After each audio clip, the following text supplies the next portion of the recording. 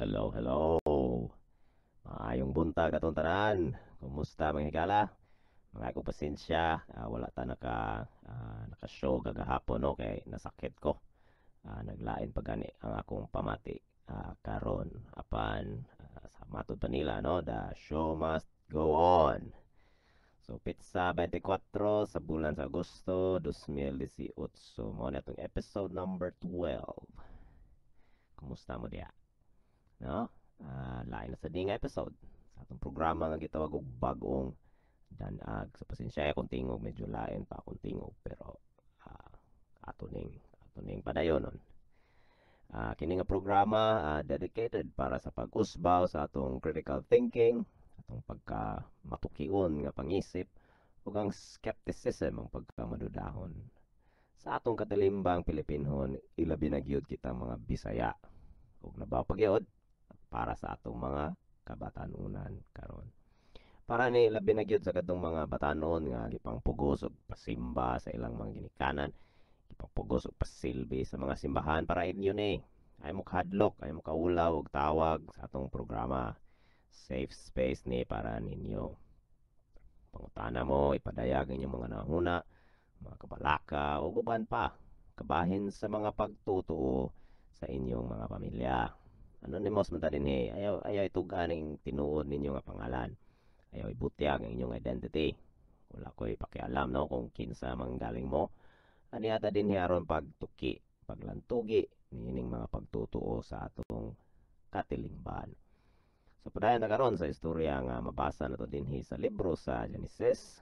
Karon ang atong tukion kay ang istorya kabahin sa usa ka tawo nga giganlan og Noah. So there is hubad sa Bisaya ilang magihubad og Noe. So nga nato magyong ilis-ilisa no.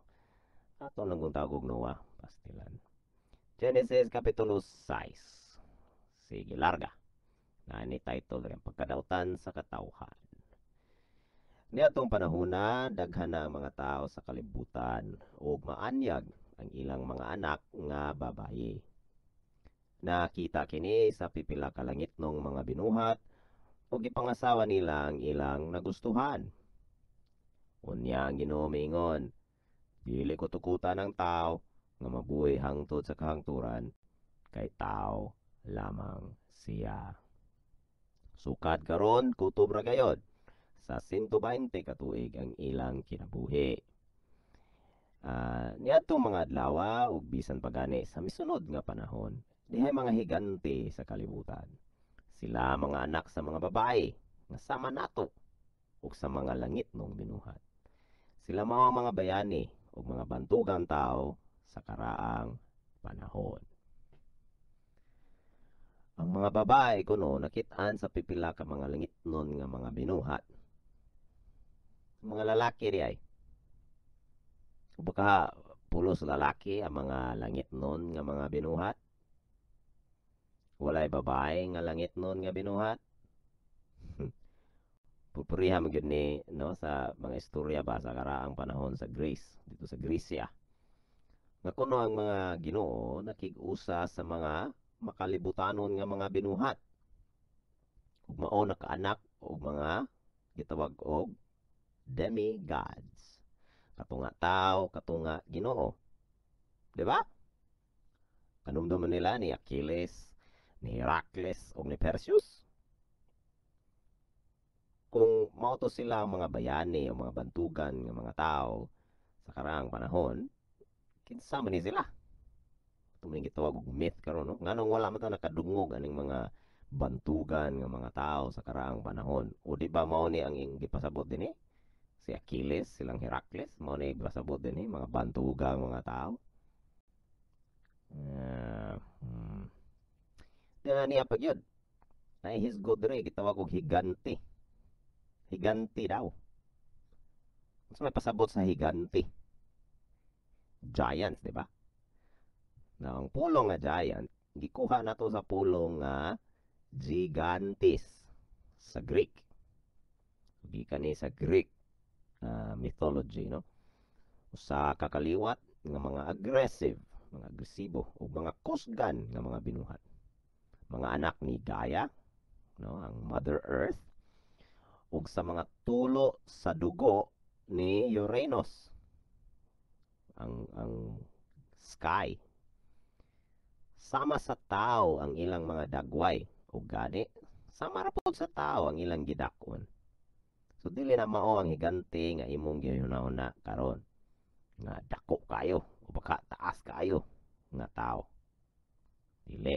Ang sa Greek mythology, susama ra nato ang kadakon. Sa mas karaan pang mga panahon, pila ka gatos ka tuig nga naguna, so wala pa kaya mahasulat ang libro sa Genesis. Doon na mga istorya kabahin nining gitawag og gigantes. Mo to akong gi-mention no sa Greek. Apan ang mga detalye kay nagsagol-sagol lang. Doon na pa gani mga higante daw nga sama sa bitin ang ilang mga tiil. Unya usahay pa gyud masipyatan pa ang mga higante sa mga titans, no? Katong titans, mga ancestors sa mga ginoo sa Olympia. So sa ato pa, kung ang nagsulat ni ining maong libro na influensya sa mga istorya sa karaan, dili ta mahibulong nga dunay gamay dinhi nga kasayuran. Kabahin ining mga gitawag og higante.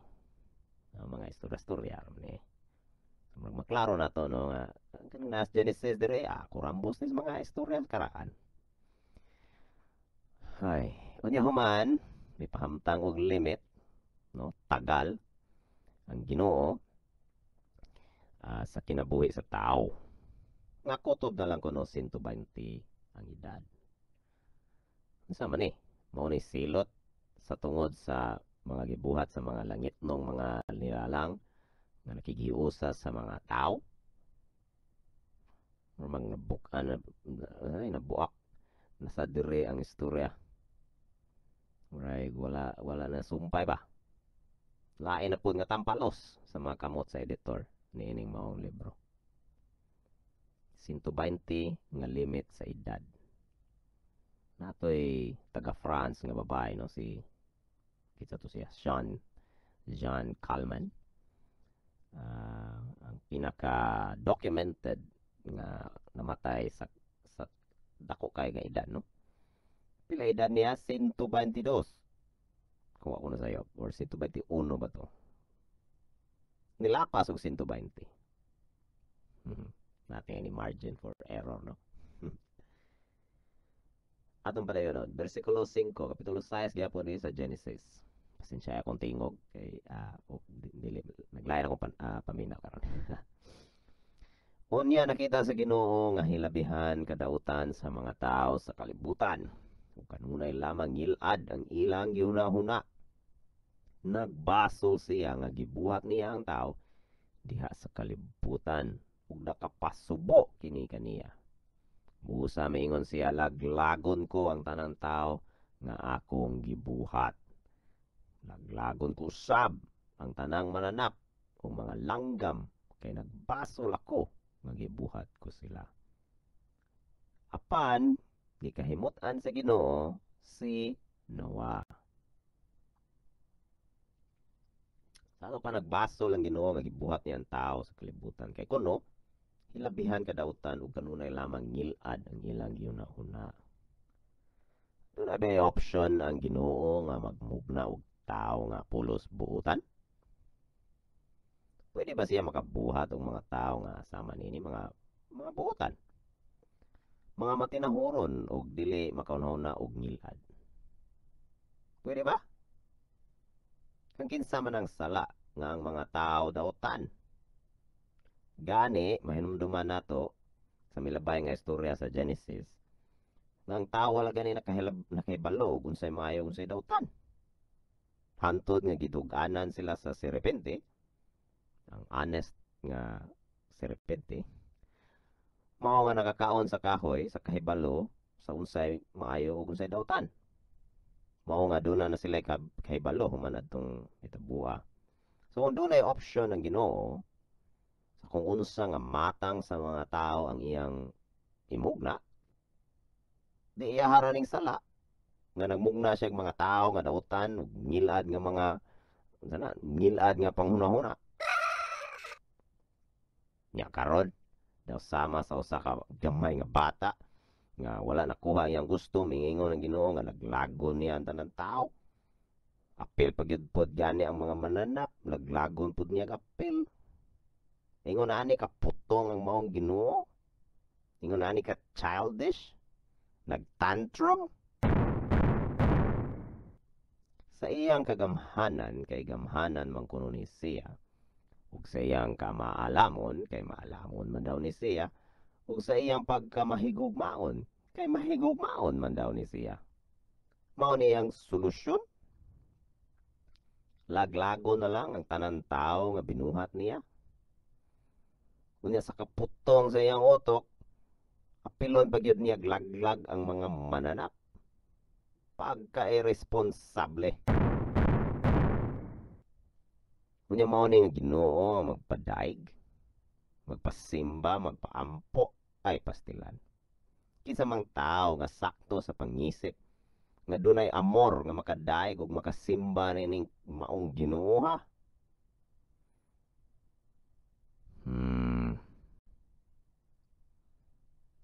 Itong padayonon, versikulo 9. So, sa man na title rin no, naghimo si Noe og arka.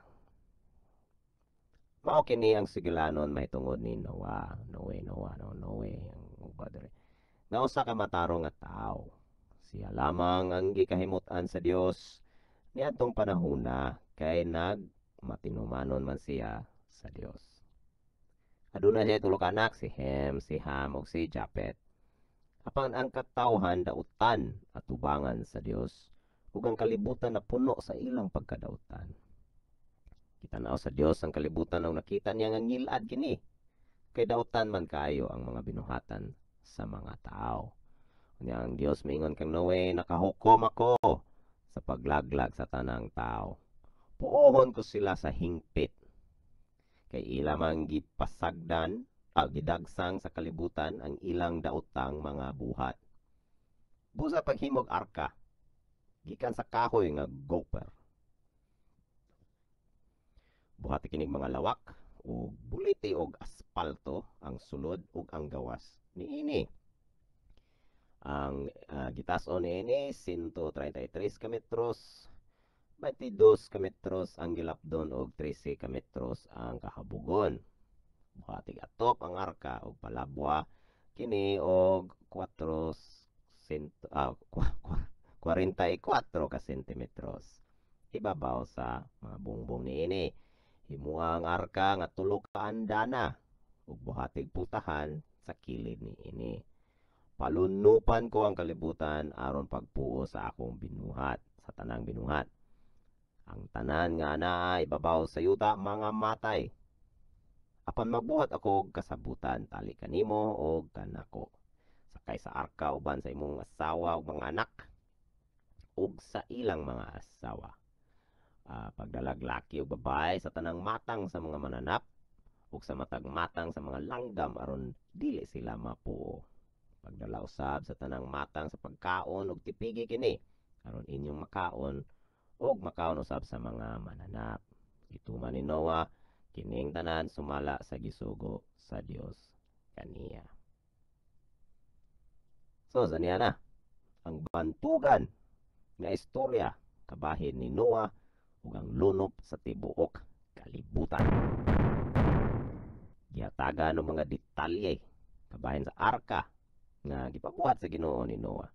Na akong balikon sa kaalam, sa kagamhanan ug sa kamaghigugmaon niining Ginoo ang paglaglag sa tanang binuhat niya, except lang Noah og sa iyang mga pamilya, mao ang solusyon nga iyang nakabot. Ang lunop, so sa kapitulo 7 na ni. Genesis kapitulo 7 bersikulo 1. Ang Ginoo miingon kang Noah, sakay sa arka uban sa tibok nimong pamnimalay, kay sa tanang mga tao ikaw lamang ang nagbuhat og matarong. Pagdalaw 7 ka parisan nga lalaki ug bayi sa tanang mananap nga giisip nga hinlo. Apan tagsa ka pares lamang ang dad-a sa mga mananap nga giisip nga hugaw. Pagdalaw usab og 7 ka parisan nga lalaki ug bayi sa mga langgam, laki ug bayi laki og bahay sa mga langgam aron dili sila maupuo. Kay human sa 7 ka adlaw gikan karon, paulanon ko og 40 ka adlaw, 40 ka gabi aron pagpuo sa tanan kong binuhat nga may kinabuhi babaw sa yuta. Ug gituman ni Noah ang tanan nga gisugo sa Ginoo kaniya. Unya ang mga bata nga naa sa sabakan sa ilang mga inahan, apil po sila kamatay. Unya karon gipahipos sa Ginoo si Noah ug mga pares sa mananap aron kuno dili sila mapuo. Unya buhaton gini ni Noah sulod lamang sa 7 ka adlaw. Unya mga tanom di ay. Ginsa man pagkabuhis mga tanom. Mga mananap raman ang pahipos dire. Maro ba yun, no? Kung magtango lang dahil sa Ginoo ang kadautan. Magtango lang dahil sa Ginoo ang ngilan nga panghuna-una. Dili makabuhat ang Ginoo na yana. Nya mao ni magpadaig, magpaampo, magpasimba. Mass murderer. Versikulo 6. Si Noah nagpanuigon og yan na po ni 600 sa dihang gilunupan ang kalibutan. Siya ug ang iyang asawa, ingon man ang ilang mga anak, uban sa ilang mga asawa na nakay sa arka aron dili sila mga matay sa lunok. Ang tanang matang sa mananap nga hinlo ug dili hinlo, ingon man sa mga langgam na nakay sa arka na nagtinagurha, laki og bayi. Kuyog kang Noah, sumala sa gisugo sa Dios kaniya, o pagkatapos sa 7 ka adlaw gilunupan ang yuta. So si Noah 600 na kagatos, 600 na, no? Ang edad 600. Sakto ba 600? Naay mo kalimot nga si Noah ug iyang asawa ug 3 ka anak ug ilang mga asawa, so 8 sila tanan, maura ni sila ang nagpanday sa maong arka. 8 ka mga tao na naghimo sa arka. Nga hilabihan kadako. Nga kuno gisak-an sa tanang mananap, sa tanang matang sa mananap. 8 ka tao. Ang pinakadako nga wooden ship, no, nga ever built, kaya ang gitawag og Wyoming. Gilunsad niya itong 1909. 1909. Kadugay na. Nagamit kini sulod sa mga 15 ka tuig ug milubog ni atong sa 11 Marso 1924. Gikataho nga ang maong barko ang Wyoming, pero may masudlan og tubig. Pero may flooded ug magsige og inat ug kalubag samtang maglawig. Kay tungod ang kahoy, timan ni wooden ship ni siya.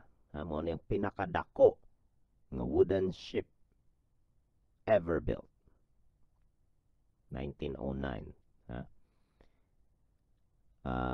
Tuod kay kuno ang kahoy dili man maka-maintain sa porma sa barko.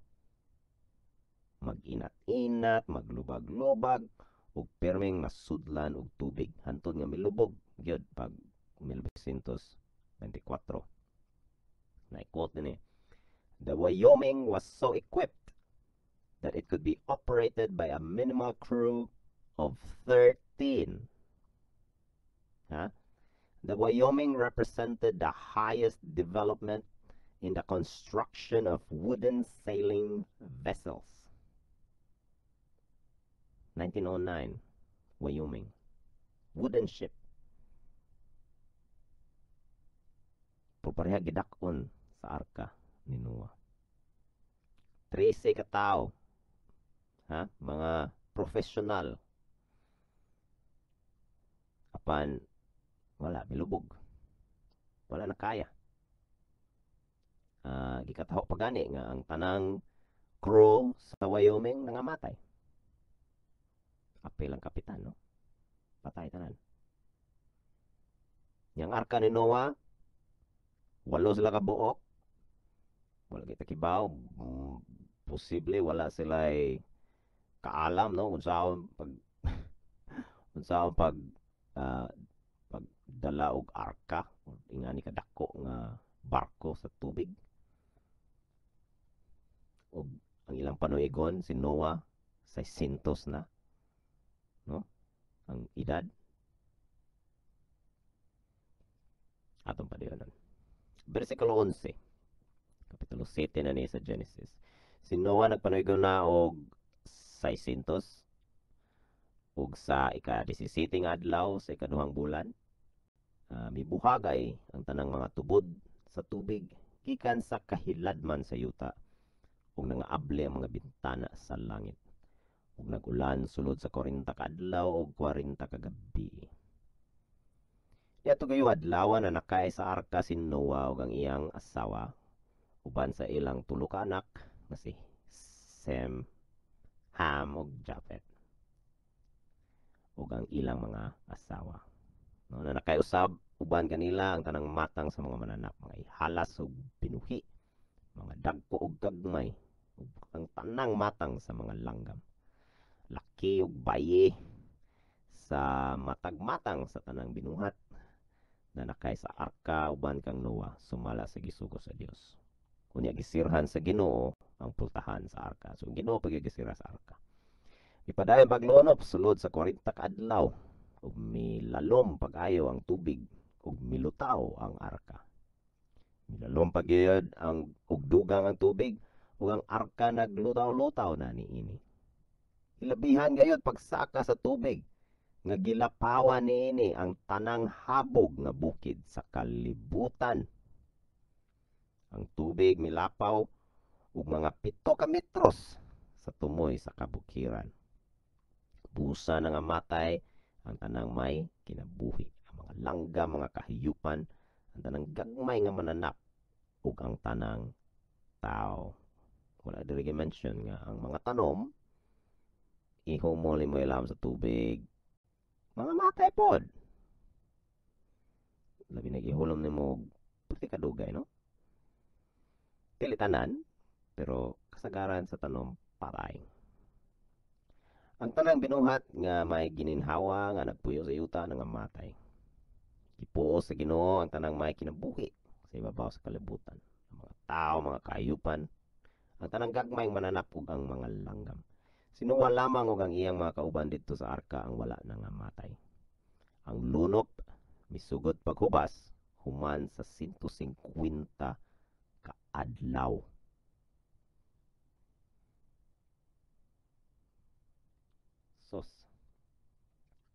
So na dire nangablid kuno ang mga bintana sa langit. So atong balikon nga kini nga detalye na pinasubay ni sa karaan nga panguna-una. Nga ang langit kuno daw kisami sa balay murag takob sa kalibutan. Kung diin gipatapot ang mga bituon ug mga adlaw ug ang bulan.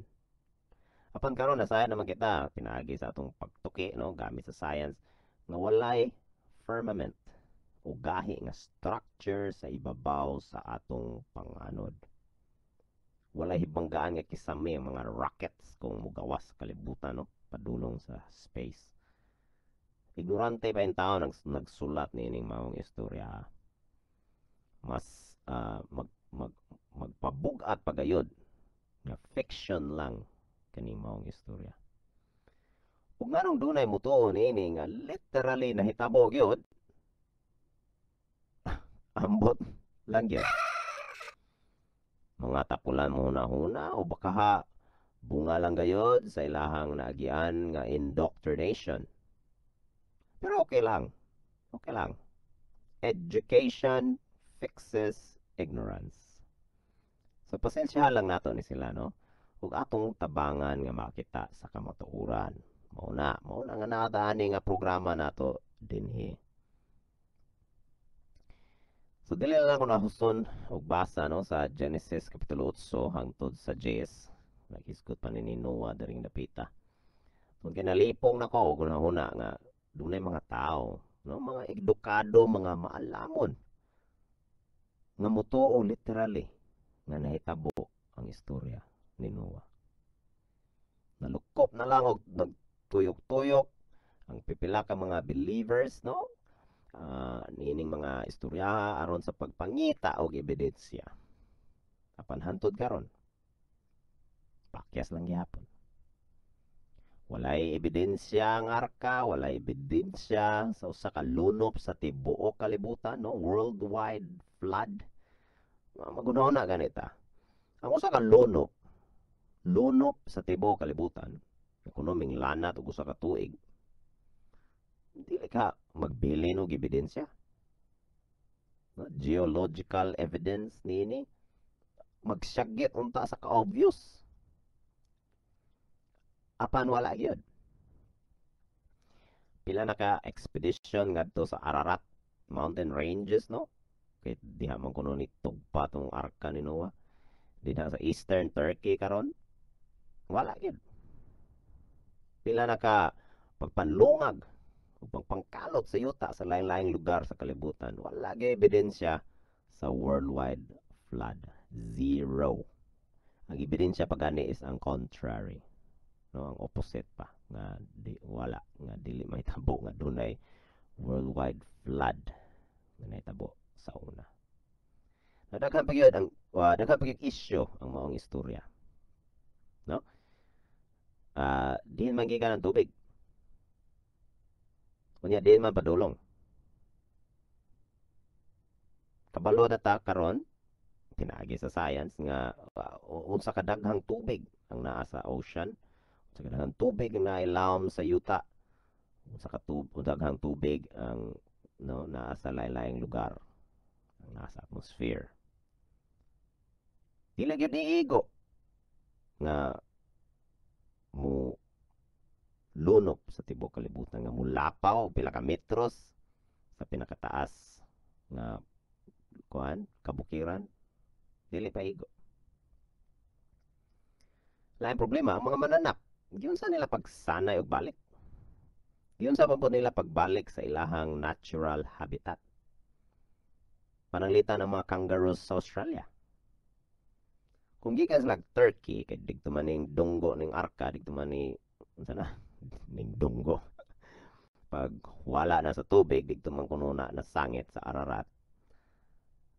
Giyon sa man pagbalik sa mga kangaroos sa Australia. Unya kung hinahinay sila nga ming sanay, unya human ming biyahe padulong sa Australia, nganong wala man gyud tay makit-an nga mga bukog sa kangaroo between Turkey ug Australia. Naagod pero dili ingana kakaraan. Mga kangaroo, mga bag-o na nga kangaroo nga nasaag dito o baka gyud dala sa zoo or no, na intervention sa mga tao. Lain problema, giyon sa pag-survive sa mga hulmigas. Lalaki o babae nga hulmigas, na pwede. Usa ka community ang survival sa hulmigas. Ug ang uban pang mga insekto, no? Usa ka community tungod kay duna sila tagsa ka mga bahin. Dunay queen, dunay workers. Sa duha ra buok ang queen ra og usa ka worker. Lain problema, ang nagkalain-laing kaliwat sa tao. Realistic ba nga gikan lang sa 8 ka tao ang pamilya ni Noah? Tanaw nimo ang diversity, ang pagkanagkalain-laing features sa mga tao. Gikan lang nining 8. Lain pa problema. Kung naglumot kung naglunok og tubig ang kalibutan, tibuok kalibutan ha, mausab ang atmosphere. Mamahimong matubigo na kaayo ang hangin nga malumos na gani ka sa pagginhawa pa lamang.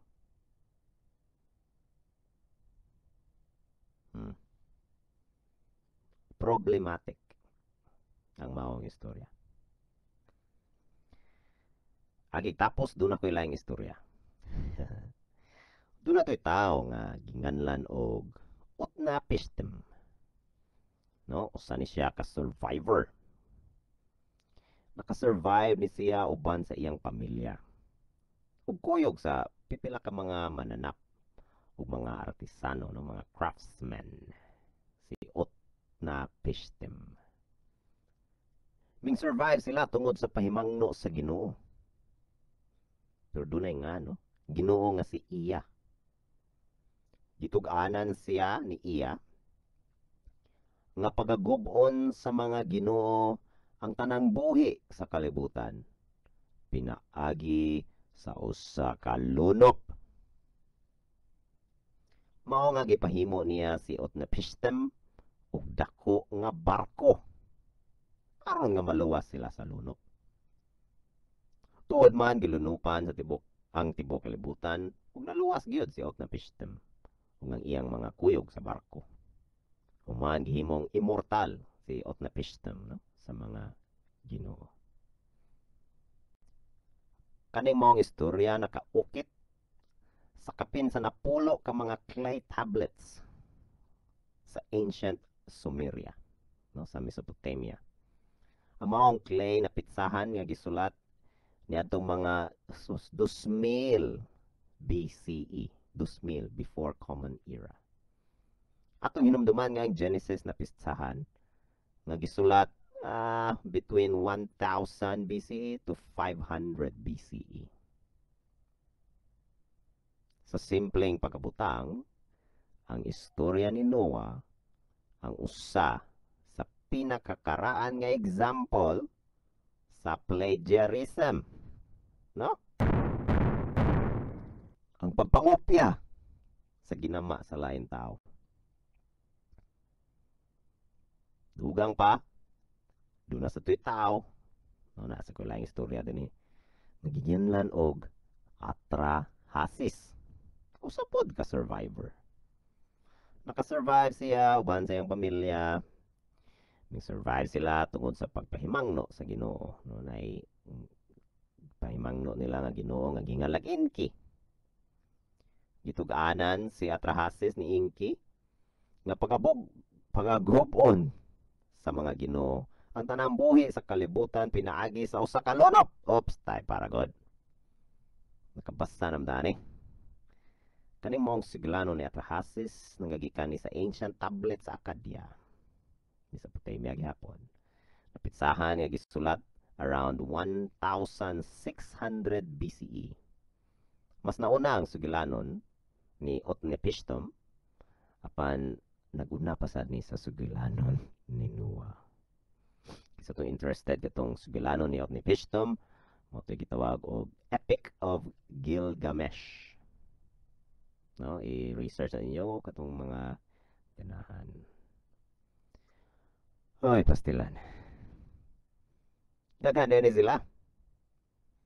Dili day original ang sugilano ni Noah. No?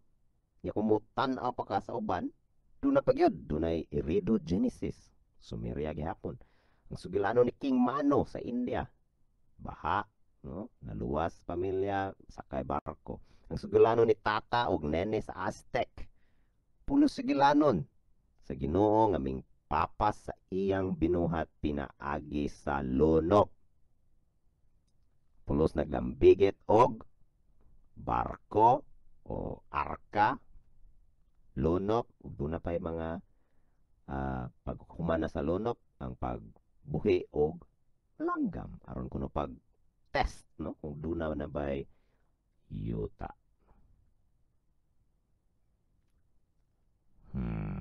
Example sa plagiarism, no? Pagpangupya sa istorya nga binuhat sa lain tao. Ug mao to may gala ang atong topic karon, no? Ang istorya ni Noah ug ang arka ug ang lunop nga dunay taon tay mga higala, mga igsoon nato nga mga parente nato nga mingtuo gid ani literally, no? Na literal gyud nga nahitabo. Apan sa pila na ka gatos, no? So lapas na gatos ka tuig nga nagsige ang tawag pangita ang mga tao ebidensya niini.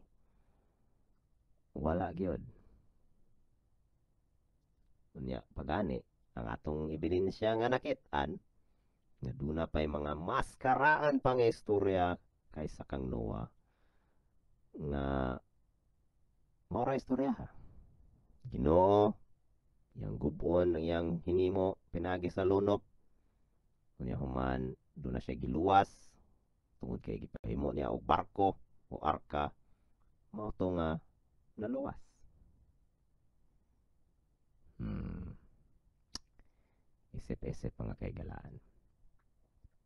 Atong tan-aw kung doon na ba tayo callers. Wala man ako na check ang atong linya, no?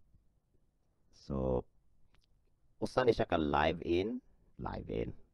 call-in show, no? Internet streaming call-in show kining atong programa. So, kinsa tong ganahan mo ambit dunay link din ha. Adto lang mo sa bit.ly/danag TV call.